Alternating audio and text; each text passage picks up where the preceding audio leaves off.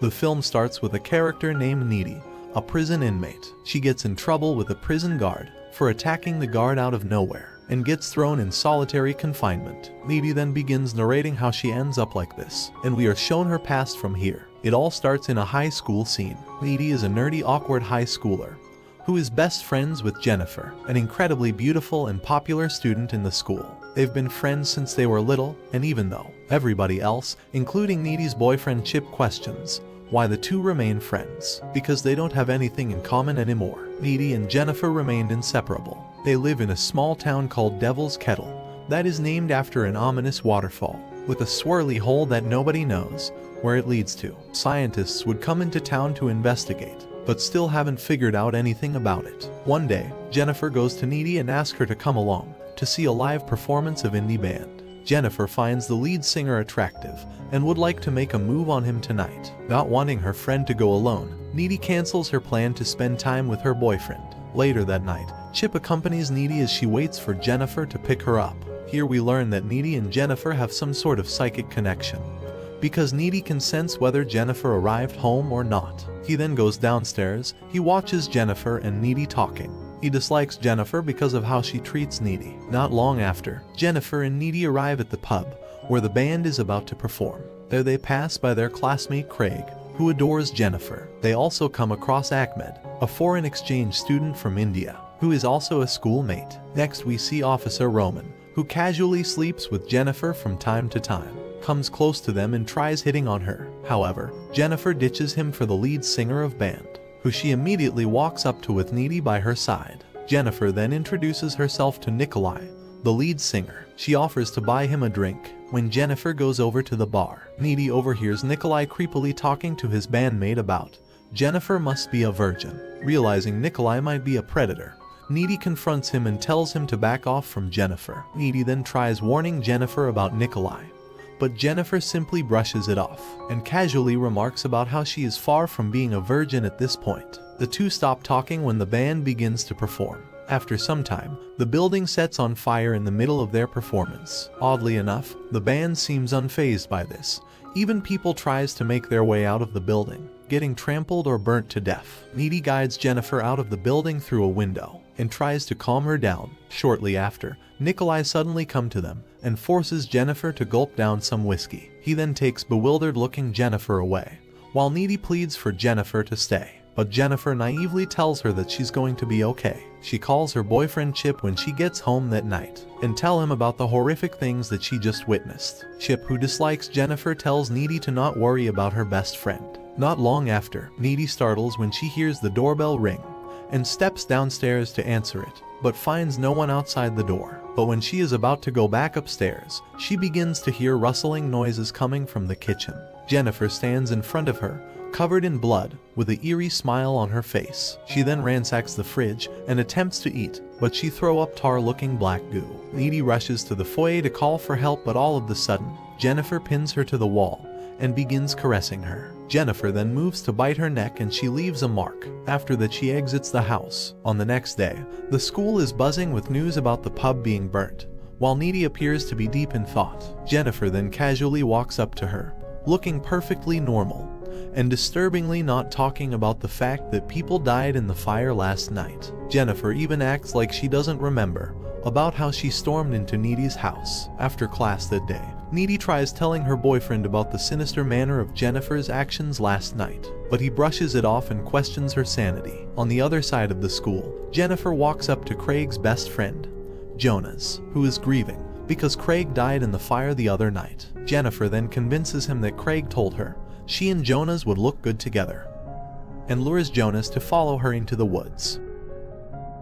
They end up making out, but oddly enough the animals in the woods begin to gather around them and proceed to watch them. Jonas then pauses and looks around in wonder, but Jennifer simply tells him that the animals are waiting for something, and then Jennifer devilishly devours his flesh, while a teacher can hear Jonas screams helplessly. Later that day, Needy is cooking while listening to the radio when she hears that the band she and Jennifer watched that night has gained a massive amount of followers, and are even considered as national heroes by the public for allegedly saving people. Meanwhile, the high school teacher comes across Jonah's mangled dead body in the woods. Afterwards, police are immediately summoned to the scene. while Jennifer can be seen swimming in a lake nearby, looking fully relaxed and content.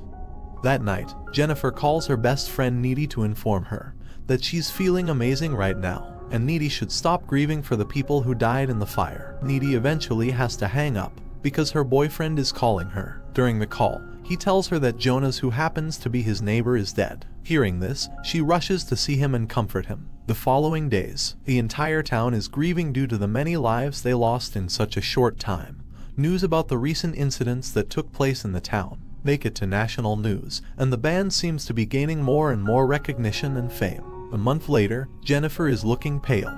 After the class ends, a guy named Colin walks up to them and shyly asks Jennifer out, but she coldly refused him off. Needy voices that she thinks Colin is cool and kind, which prompts Jennifer to change her mind and invites him over to her place. Tonight, Needy's boyfriend Chip then shows up, and Needy protectively behave with him because she's scared that Jennifer might flirt with him. That night, Needy and Chip decides to do it for the first time, while at the same time, the sweet Colin drives up to the address Jennifer texted him. Oddly, he arrives in front of an empty house. He finds Jennifer on the second floor. Colin realizes that this isn't Jennifer's actual house. Jennifer then begins to seduce him, but at some point, Collins gets scared and she proceeds to twist his arm, injuring him. She mauls him and eats his flesh. At the same time, Needy sees a strange vision of the ceiling bleeding and a zombie-looking Jonas and Jennifer. Needy freaks out, gets dressed, and drives away from Chip's house. But on the way, she sees Jennifer. She then stops driving for a moment, but a feral-looking Jennifer lands on top of the windshield,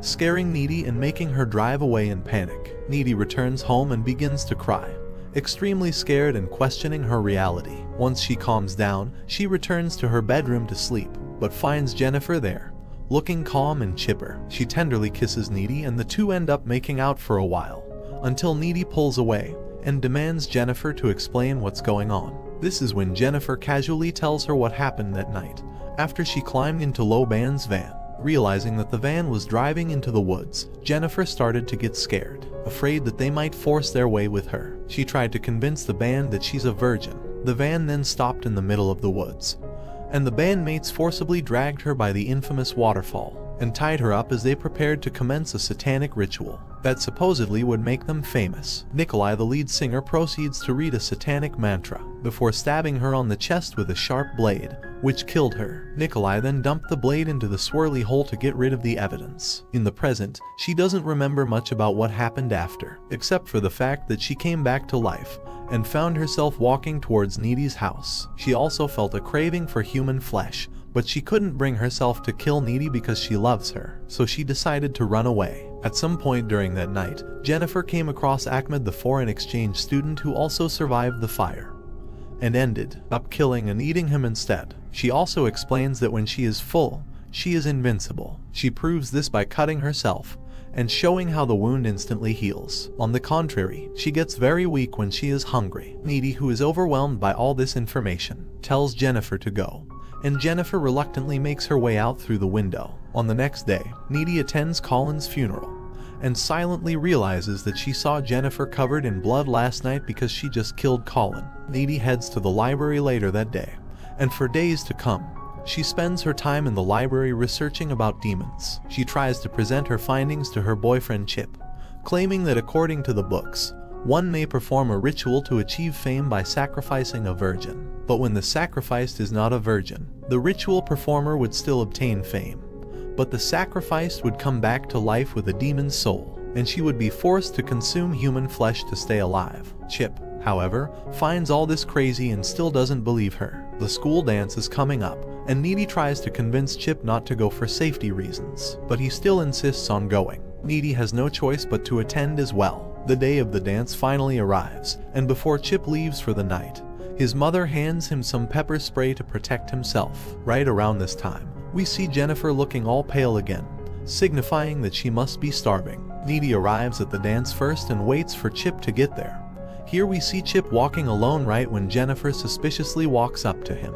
Jennifer begins spouting lies about how Needy used to cheat on him with Colin, and so Chip needs to come with Jennifer now. At the school dance, as it turns out, the band is making an appearance. Needy makes a sour look as the band and begins to perform. Back to Jennifer. She and Chip are now making out by a tree, and with her random psychic skills, Needy is able to sense that something is wrong.